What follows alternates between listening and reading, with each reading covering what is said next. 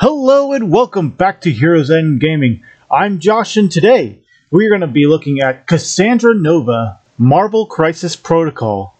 AMG has recently spoiled her, so today we're going to do a breakdown for her, analyze her stats, see what her pros and cons are for the kit, as well as what affiliations would really benefit from her being in there, as well as what affiliations she could benefit from. So without further ado, here's Cassandra Nova. Cassandra Nova, of course, has the alter ego of Cassandra Nova Xavier. She has a 7 stamina, a medium move, height 2, and a staggering 5 threat cost, with her defenses respectively with physical 2, energy 3, and a mystic of 4. And it's worth noting she only drops down to 6 stamina as her only difference on her injured side. With the stats out of the way, let's go on to the attacks. Her first being a very familiar Psionic Bolt, which is a mystic attack at range 4, strength 5 with a power cost of 0. After this attack is resolved, this character gains power equal to the damage. It also has a wild sap power proc, which is an extra power loss for the defending character before damage is dealt, and this character gains that amount of power sap. So this is an exact replica of Jean Grey's builder, which is a little strange that this pack comes with 2 of the psychic-focused characters, and their builders are the exact same. Her next attack is called Mind Possession, which is a range 3, strength 6, 1 power cost mystic attack, and it only has 1 effect on it. After this attack is resolved, you may advance the target its speed. Some very good maneuverability on a character that really doesn't want to be up front, so the range 3 is nice. Her final attack is called Flesh Manipulation. It's a physical attack, range 2, strength 8, at a 4 power cost, and it has a wild proc of Explosive Force.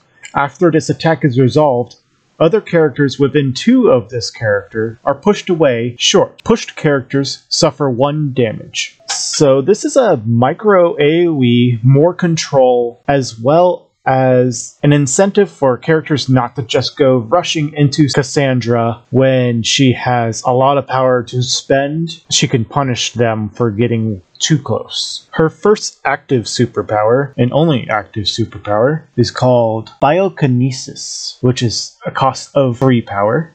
Choose an enemy character within 3, it gains the root and slow special conditions. This makes Cassandra the 3rd character in the Marvel Crisis Protocol game to have the root condition in her kit. She's also the most expensive root character, but she also tacks on the slow. Her first reactive superpower is called Psychic Distraction, a cost of 2. When an enemy ends its movement within range 3 of this character may use the superpower, roll 4 dice, and the enemy character suffers 1 damage for each crit and wild roll. If this superpower dealt 1 damage, this character may advance short. So this is very similar to Rocket's Booby Traps, but it's actually better because it's 1 power cost cheaper, as well as if this superpower does damage, it displaces Cassandra. Telekinetic Deflection is her last reactive superpower at a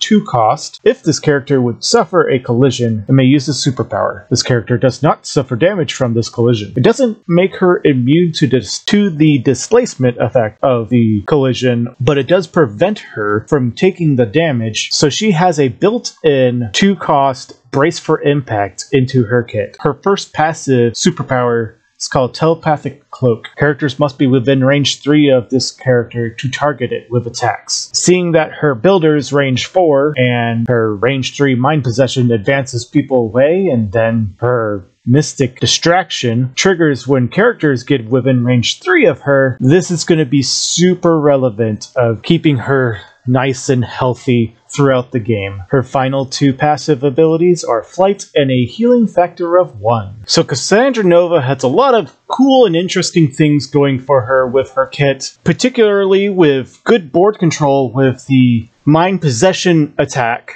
which allows her to advance targets their speed, allowing their possible great advantage to be their disadvantage, as well as biokinesis, doing the root condition. A character with the root condition must spend 1 power before using an active or reactive superpower, making it more difficult for characters to do the superpowers that they really want to spend. She's also going to be really difficult to target due to telepathic cloak as well as psychic distraction.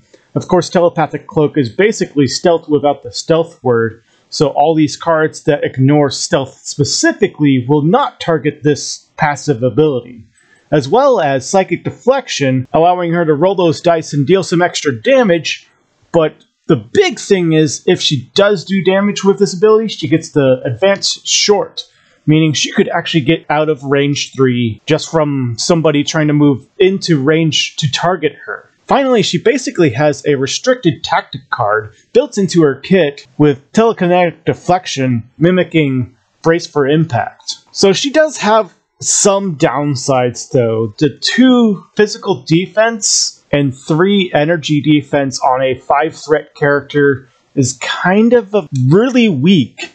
She does have healing factor, so she has access to exceptional healing, which will reduce 1 attack all the way down to 1 damage if she suffers more. Also, her spender is really short range for a character that wants to stay within that 3 to 4 range engagement. It does offer more board control by pushing people away, and it's a great way to punish, but it doesn't really fit what this character really wants to do. This character is also going to be super power hungry, with biokinesis costing 3, psychic distraction costing 2, and telekinetic deflection costing 2.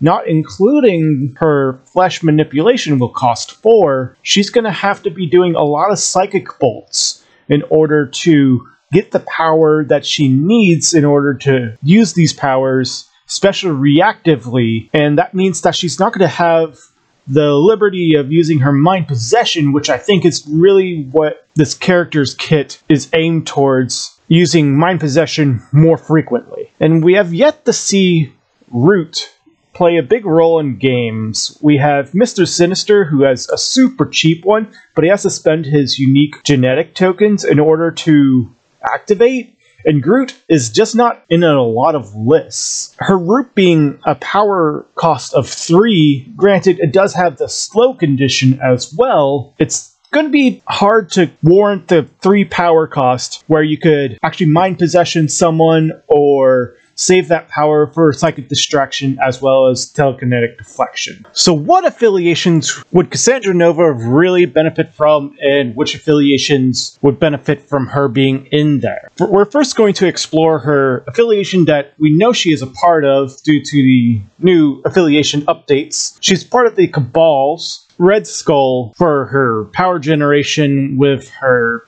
psionic bolt.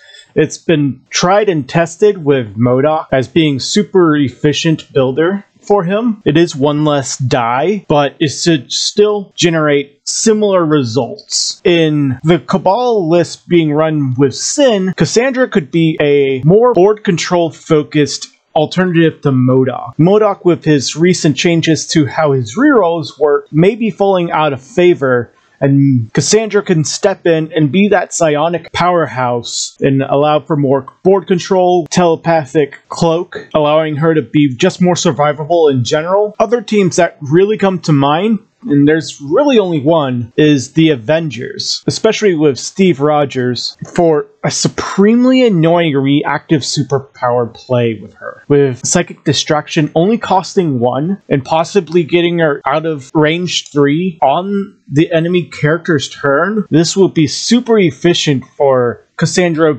being constantly out of range of other characters targeting her, as well as her 1 cost psychic deflection being basically just a brace for impact printed on her card. So thank you very much for watching this video. We are still working towards our 200 subscriber giveaway, which would be an expansion of your choice once the giveaway comes to its conclusion. For additional entries for this and future giveaways, consider supporting me through Patreon, or if you just want to support me through Buy Me a Coffee, there are links in the description below. Remember, all you have to do to enter is hit the subscribe button and leave a comment on this or one of my videos.